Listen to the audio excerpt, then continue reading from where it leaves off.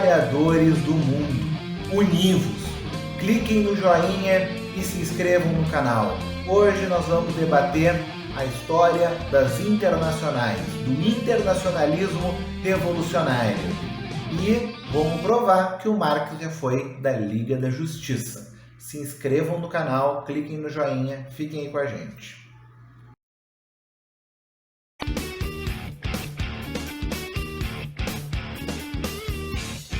Olá a todas e todos, aqui quem fala é o Ricardo Souza, canal Agitação Socialista, é um canal de agitação e propaganda socialista e marxista.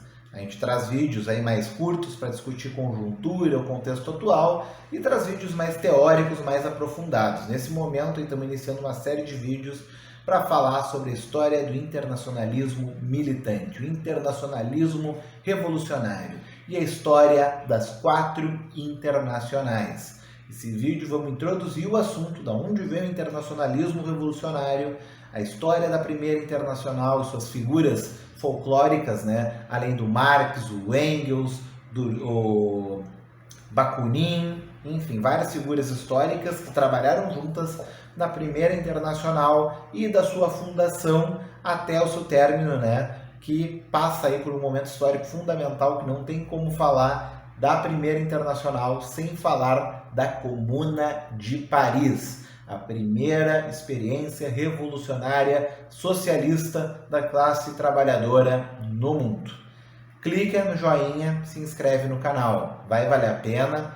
Compartilhem o vídeo, comentem aí, coloquem dúvidas, comentários, provocações, polêmicas, que a gente vai ter o orgulho aí de, dentro do possível, sanar, tanto nos comentários quanto em próximos vídeos. Então, para começo de conversa, né, no manifesto, né, da organização que Marx e Engels participavam, né, quem viu o filme do Jovem Marx sabe do que estou falando, né, que eles construíam, né, várias organizações, entre elas a chamada Liga dos Justos, que eu até brinquei que o Marx foi da Liga da Justiça, né, um trocadilho básico, né, e essa organização passou a ser chamada de Liga dos Socialistas e posteriormente passou a ser chamada de Associação Internacional dos Trabalhadores.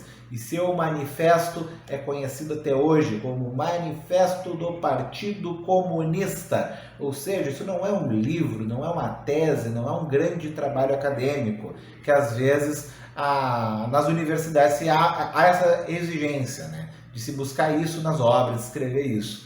Esse é um material de princípios, de programa e de agitação de um novo projeto político que surgia naquele momento na sociedade. Naquele contexto, pelo menos na Europa, em toda a Europa Ocidental, havia a chamada Primavera dos Povos, que foi um importante momento de mobilização popular em toda a Europa, com o término das monarquias, o término da transição do feudalismo para o capitalismo. Foi o momento em que o chamado Terceiro Estado da Revolução Francesa existiu como tal, ou seja, todos aqueles que não eram nobres, todos aqueles que não eram clérigos, do clero, religiosos, fizeram a sua revolução e se conquistou, na teoria, né, a liberdade, a igualdade e a fraternidade burguesas. A liberdade de mercado, a igualdade perante a lei e a fraternidade entre os ricos e entre os burgueses. Essas são as 3 cores da bandeira da França, as 3 cores da Revolução Francesa. Só que a partir da Revolução Francesa, a partir da independência dos Estados Unidos, a partir da Revolução Gloriosa da Inglaterra e a partir da Primavera dos Povos ao longo do século XIX, com seu auge em 1848, houve a ruptura histórica. A burguesia, a elite capitalista, torna-se em definitivo a classe dominante. Ou seja, os trabalhadores agora vão ser explorados pelo capitalista, pelo burguês, depois de derrotadas as nobrezas, as aristocracias monárquicas e feudais. Ou seja, os trabalhadores precisam ter a sua organização com independência de classe, uma organização que reflita os interesses desta nova classe, o proletariado, que a burguesia criou, não criou apenas as ferramentas para a sua derrocada, mas criou aqueles que as empunharão para derrotar essa burguesia, para enterrar esta burguesia, como Marx coloca no manifesto. E outro detalhe importante do manifesto, que a pátria, as pátrias, nesse Estado capitalista, os trabalhadores não têm pátria. A pátria, ela é a forma, né, da burguesia dividir o poder. A formação dos Estados nacionais modernos é a forma em como as elites burguesas organizam a sua dominação sobre um território. Portanto, os operários não têm pátria. E os trabalhadores do mundo univos, porque tanto os trabalhadores ingleses, alemães, franceses, russos, brasileiros, norte-americanos, todos eles têm algo em comum. São explorados pelas elites capitalistas. Todos, invariavelmente. E só a luta unificada dos trabalhadores, das trabalhadoras a nível mundial nos libertará da dominação capitalista e imperialista. Porque o sistema capitalista, ele é mundial, ele é mundializado, globalizado. O capitalismo se impôs no mundo. Ainda no século XIX, Marx colocava no manifesto que o capitalismo criou um mercado mundial em que diferentes matérias-primas são extraídas de diversos lugares do mundo e cria novas necessidades para acabar com as economias artesanais, com as economias tradicionais dos povos de todo o mundo, os povos da América Latina, da África, da Ásia. Isso não é nos anos 2000, na globalização, não é com o neoliberalismo, isso é de 1848. Ou seja, a globalização, a mundialização capitalista já tem quase 200 anos. Essa é a essência do modo de produção capitalista e essa tendência global, mundializada do capitalismo só se acirrou nos últimos séculos, nas últimas décadas, só se aprofundou. Então a necessidade da organização internacional dos trabalhadores e que para que criemos uma nova sociedade socialista é uma luta internacionalista, é uma luta que começa no território nacional, que avança no território internacional e se conclui do modo mundial. É assim que Trotsky fala da revolução permanente. Não basta mudar a sociedade apenas no nosso país, embora a luta comece nas nossas cidades, nos nossos países, com nossos irmãos trabalhadores. Isso é fundamental. E a partir disso avançar para uma revolução permanente, porque a principal característica de um revolucionário é tremer de indignação contra qualquer um, em qualquer lugar do mundo. Nós vamos cercar de solidariedade todos os povos oprimidos pelo capitalismo, pelo imperialismo, pela opressão de raça, de gênero, de orientação sexual, de etnia. Nós não toleramos isso. Nós queremos uma mudança para todos e todas. Nós queremos um mundo diferente, um futuro diferente. Isso é uma sociedade socialista. E isso requer uma organização a nível nacional, dentro das realidades de cada país e a nível internacional, para que possamos sim superar o sistema de opressão e dominação capitalista e imperialista. É nesse sentido, é nesse teor que se funda a Associação Internacional dos Trabalhadores, que uniu importantes lideranças, importantes vanguardas de todo o século XIX, lideranças como Marx e Engels, do socialismo científico, que viria hoje a ser chamado de marxismo, né? Assim como havia outros importantes socialistas, como os chamados socialistas utópicos, que a gente falou das três fontes do marxismo.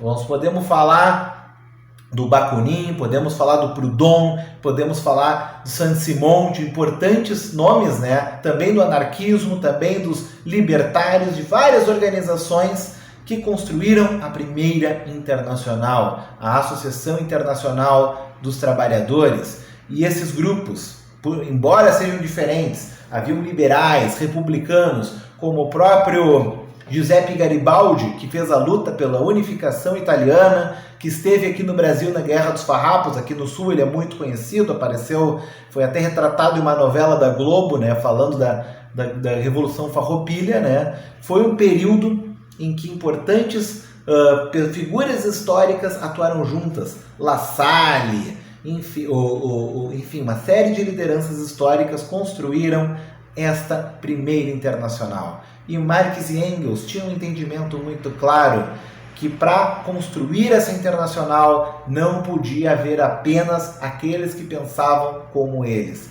Havia de agregar, de englobar outros grupos, outras organizações, para que essa internacional cumprisse o seu papel histórico, sua luta histórica. Então, essa internacional construiu sindicatos e partidos em vários países. De fato, ela foi uma internacional muito europeia, isso de fato, mas com o desenvolvimento da luta socialista, ela se espalha pelo mundo, avança aí aqui na América Latina, avança na África, avança na Ásia, na América do Norte, em todo o mundo. Mas aquela internacional, ela cumpre um papel fundamental. Ela ajuda a organizar a luta sindical pela redução de jornada de trabalho. Se no início da Revolução Industrial trabalhava-se 12, 16 horas por dia, se hoje, em boa parte do mundo, se há jornadas próximas a 8 horas diárias, 40 horas semanais, é fruto da luta da primeira internacional, desde o século XIX. O 1º de maio ele foi um produto da luta desde aquela época, desde a primeira internacional, como símbolo da bandeira histórica da jornada de 8 horas. A luta por salário, a luta por direitos, por legislações trabalhistas. Foi vitória da luta organizada e internacional daquele período. E talvez o ápice da primeira internacional foi a construção da Comuna de Paris, que foi uma experiência que durou pouco mais de 60, 70 dias, em que um grupo de trabalhadores, um grupo popular, tomou o poder em Paris, em plena guerra entre a Prússia e a França, em 1871. Portanto, a Comuna de Paris completa 150 anos. Eu vou indicar, além do Manifesto Comunista e além do Estado da Revolução de Lenin, que discute o Estado dentro do capitalismo e como ele deve ser derrotado para o sucesso da Revolução, é uma obra fundamental que embasa a Revolução Russa, que vai ser tema da segunda e da terceira internacional nos próximos vídeos. Mas nesse debate ele faz uma análise das elaborações de Marx e Engels sobre o Estado e sobre a Comuna de Paris. Inclusive é muito retratado em Luta de Classes na França e no 18 de Brumário. Marx detalha com maestria este período em que vivia a França, em momento em que a farsa tenta repetir a tragédia, que o Luiz Bonaparte tenta repetir o que foi o Napoleão, busca ali o bonapartismo, busca uma restauração da ordem dentro da França. E nesse período ele acaba entrando em guerra com a Prússia, que viria futuramente a ser a Alemanha. É nesse contexto de guerra em que ocorre a Comuna de Paris. Comuna de Paris, com a participação da primeira internacional, dos socialistas, dos anarquistas, dos lasallistas, de várias organizações, de liberais radicais, de republicanos radicais. Giuseppe Garibaldi participou da Comuna e da primeira internacional, e por menos de 70 dias a Paris se tornou uma comuna, ou seja, uma sociedade autogovernada pelos trabalhadores, pelo povo, o povo armado. Não tinha exército a Comuna de Paris. As armas eram distribuídas ao povo para realizar a sua autodefesa. Todos os cargos de administração do Estado, todos os cargos legislativos e executivos, eles eram eleitos em assembleias da Comuna. As assembleias tomavam as grandes decisões e os cargos executivos de administração, eles tinham mandatos revogáveis. Se não cumprissem as deliberações da comuna, eles perdiam o mandato e eles recebiam o salário equivalente a um operário especializado, um operário qualificado, que são bandeiras democráticas históricas do movimento socialista, do movimento comunista. Imaginem nós aqui, se a presidência da República do Brasil fosse mandato revogável, não tem que esperar impeachment, não tem que esperar crime de responsabilidade. Imagina se os deputados, se os senadores, se os governantes aqui do Brasil tivessem mandato revogável. Isso é uma bandeira histórica que tem que ser retomada no futuro. É uma luta histórica dos socialistas e dos comunistas. Porém, a comuna teve desafios, teve erros e teve lições que foram muito bem aproveitadas por Lenin e o Estado e a Revolução, que posteriormente trabalhou na Revolução Russa. A comuna teve dificuldades de se organizar, de se defender. As posições anarquistas não acreditavam na necessidade de um comando, de uma defesa da comuna entre os trabalhadores, entre os lutadores, para enfrentar a pressão capitalista, a pressão das elites, da burguesia e dos exércitos. E a comuna também teve o debate sobre a expropriação dos bancos, o controle operário dos bancos de Paris, porque lá em Versalhes, no Palácio de Versalhes, as elites francesas, para recuperar a comuna, pegaram as suas riquezas no Banco de Paris, que não havia sido controlado pelos trabalhadores, não havia sido tomado pelos trabalhadores. Foi uma tarefa que foi secundarizada pela maioria da Comuna de Paris.